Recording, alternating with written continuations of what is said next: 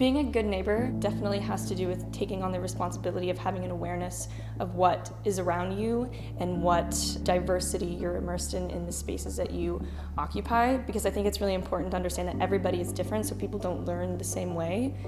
I think being a good neighbor means having a responsibility to be somebody that you look up to.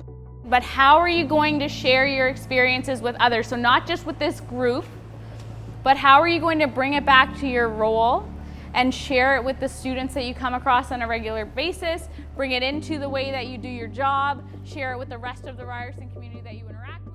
I guess the big question is, what does this value mean to each individual and collectively as a group? So what does community mean to you? Sense of belonging? Yeah. Any other ideas? Communities also have values that complement each other, through their diversity.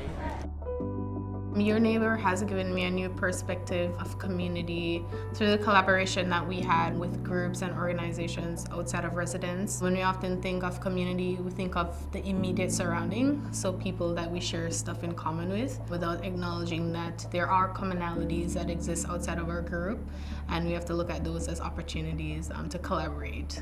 Just to learn without judgment. It goes hand in hand with being compassionate all the time, because I think that is a huge, simple but really important thing to changing the world, I guess. If people were more compassionate, the world would be a better place. I feel like as returning staff members, sometimes we feel like we know everything because we have people coming in and talking to us about the Aboriginal perspective or about inclusivity. But it's different because we're actually going into their community instead of having them come to our space. I'm actually running a clothing and food drive for a youth drop-in. It was inspired by Your Neighbor project. We went to the St. Stephen's Community House in August, where we got to work in a drop-in for older adults. We gave out hot meals, clothing, as well as distributed food.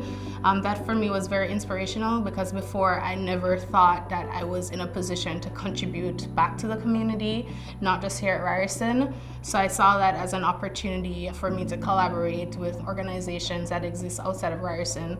I wanted to continue this dialogue and grow into something so that it becomes a part of the culture at residence to serve the community and be a part of the community.